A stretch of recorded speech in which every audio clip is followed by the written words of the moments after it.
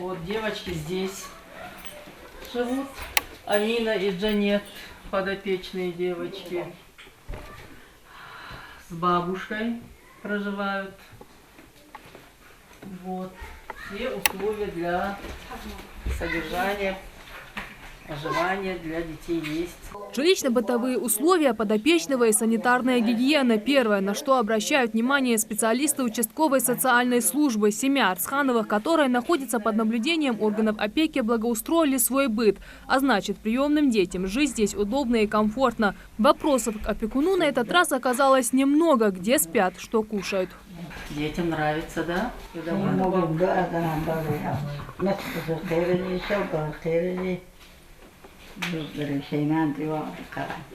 Опекунство над детьми Людмила взяла 2 года назад. Тогда она потеряла дочь и зятя, но приобрела 2 замечательных детей, воспитание которых, как делится женщина, дает лишь радость и продлевает жизнь. Бабушка, брат и двоюродная сестра, над которой Люда также взяла опекунство, по воле судьбы стали самыми родными людьми друг для друга.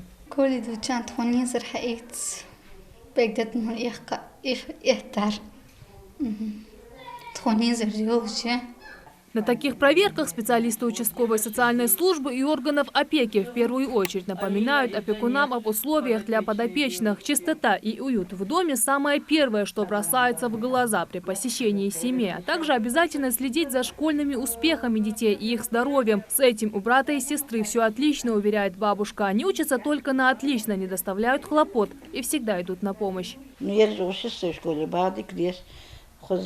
класс ничего, массаж, анка хвалит, ничего, и говорит, это ладушок. Всегда дакаган, عشان نقول положение, да, добудي حبودي درجي أغادقر. Созданными возможностями обеспечить потребности подопечного для эмоционального и физического развития социальные службы остались довольны и в следующей семье. 6 лет назад 2 брата и 2 сестры Богатыревых потеряли мать, а отец находится под арестом. С тех пор опеку над детьми взяла родная бабушка.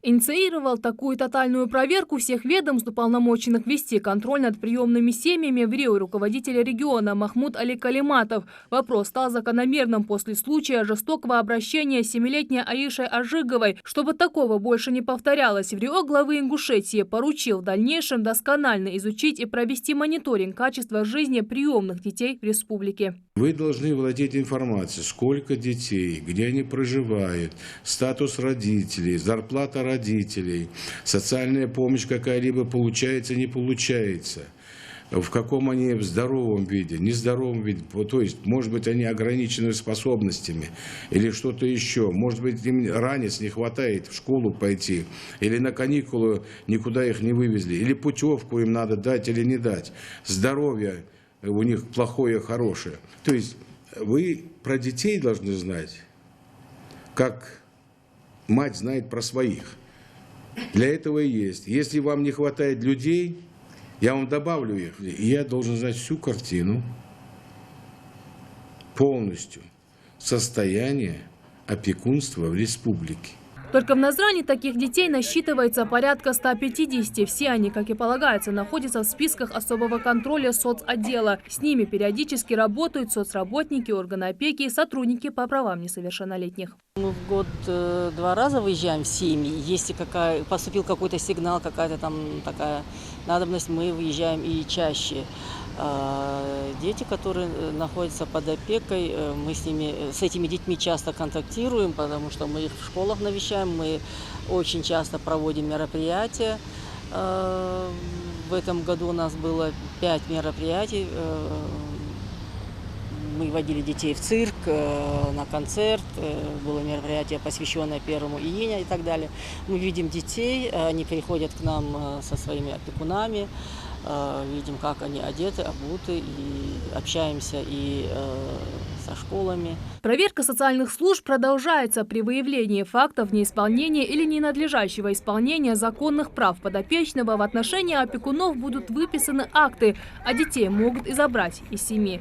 Жарадат Хулухоева, Асхаб Белакиев, Новости 24.